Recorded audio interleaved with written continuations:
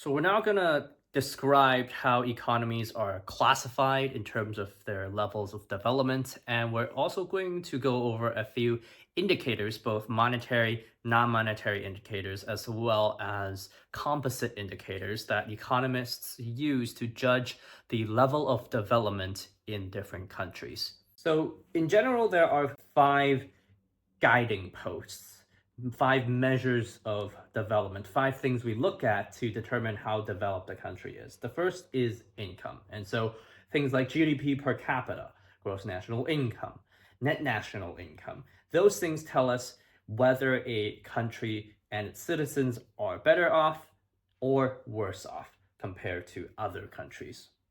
The second indicator that we use is market composition. So this is how diversified an economy's goods and services are. Is it mainly primary sector goods focused on agriculture? Is it manufactured goods that are in the secondary sector? Or is it mainly services that are part of the tertiary sector? And also, are we focused too much on one specific industry, or are we well diversified? Third is standard of living. And so what's the environment like? Do people have individual freedoms like freedom of speech, right? Freedom of transportation, freedom to work? Are there access to goods and services? And number four, we look at levels of productivity. So the level of technology, the quality of infrastructure like roads and bridges, the quality of human and physical capital, how educated are the people that are in the workforce, and does the country have access and its business have access to machinery that has higher productivity, as well as does it have a reliable telecommunications network that allow its citizens to communicate with each other.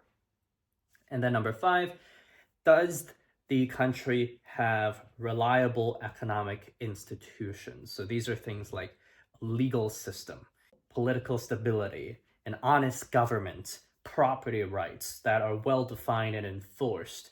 Are there open markets that allow entrepreneurship and the creation of new high value goods and services? So those are kind of the five things we look at to determine the level of development a country has.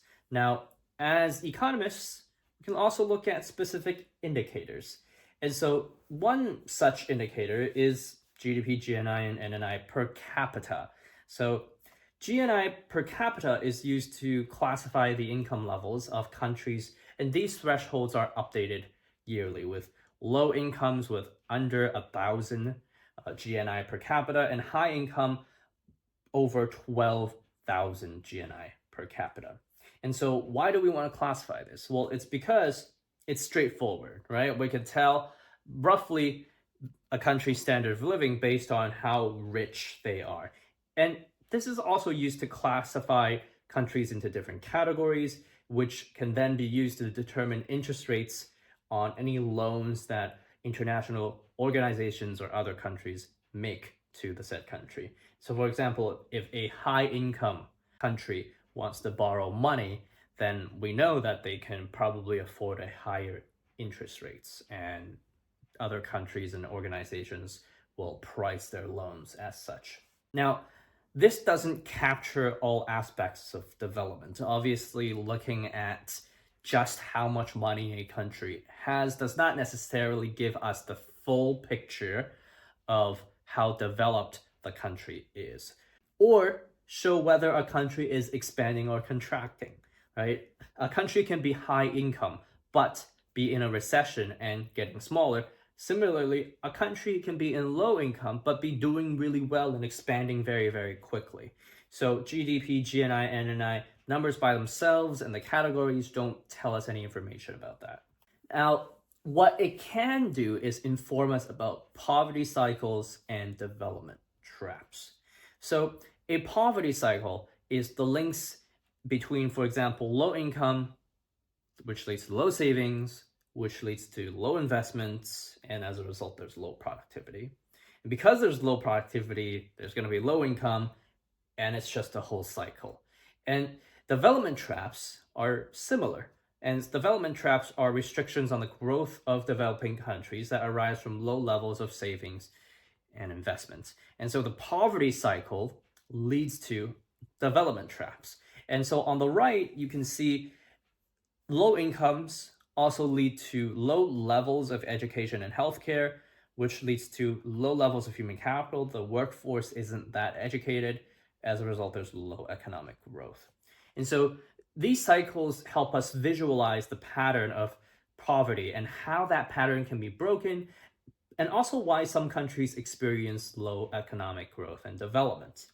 So, for example, if we're able to increase the incomes, if we're able to make investments, if we're able to educate the population, there's a chance that we can break the poverty traps. An example of that is Vietnam's Doi Moi reforms in the 1980s. They reformed trade, they allowed foreign direct investment and capital investment, and they invested largely in education, and that allowed them to largely break the cycle of poverty. Now, because monetary measures aren't perfect, the UN now uses what we call the Human Development Index, which combines income per head as well as other indicators to measure development. And so the Human Development Index is a composite, a combined measure of living standards that includes GNI per head, it includes education, and includes life expectancy as well. And so all of those factors combine into a score, and then the UN uses that score to rank the level of development in different countries.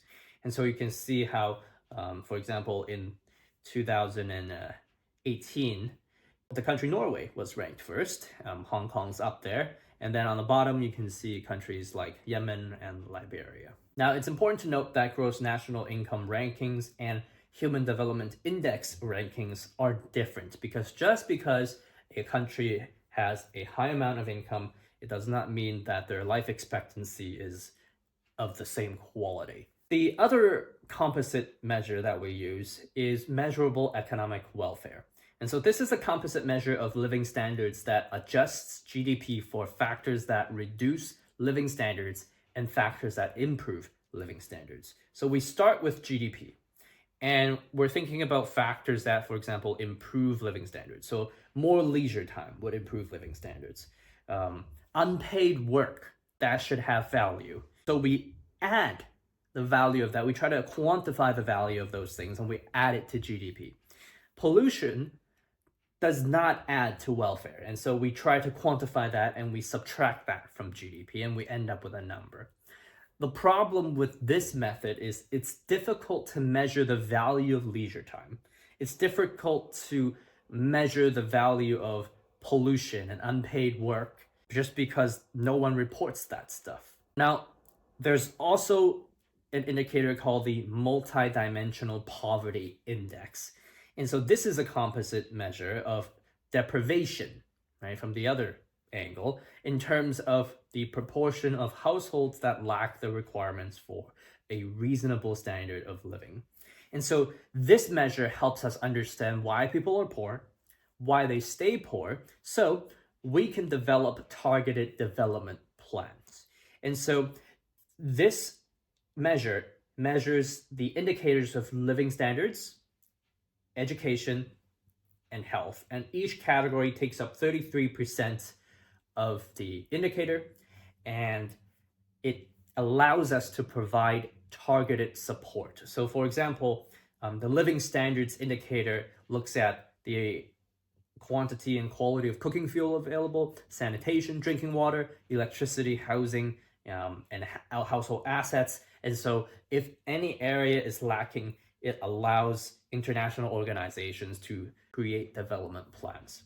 And for education, we look at years of schooling and attendance. And for health, we look at child mortality and nourishment. So all of this information can inform specific plans because all of this information is different for each country. So now we also want to look at an indicator called the purchasing power parity. And this is a way of comparing international living standards by using an exchange rate based on the amount of each currency needed to purchase the same basket of goods and services. So for example, if the GDP per capita of one country can buy a higher number of the same basket of goods and services, it is said to be better off. And there will be an example of this in a future video, but for now, you can just understand it as based on the GDP per capita of one country and the GDP per capita of another country, how many baskets, the same baskets of goods and services can one country buy, and how many of the same basket can another country buy. If one country can buy more numbers of the same basket of goods and services, then it is said to be better off. There are other non-monetary indicators as well. So we can look at statistics of how many doctors there are for every 1,000 people. We can look at infant mortality rate. We can look at literacy rates and education levels. And we can look at life expectancy as well. Now, this list is not exhaustive. There are a ton of other non-monetary indicators and monetary indicators that we can look at to determine the level of development in a country.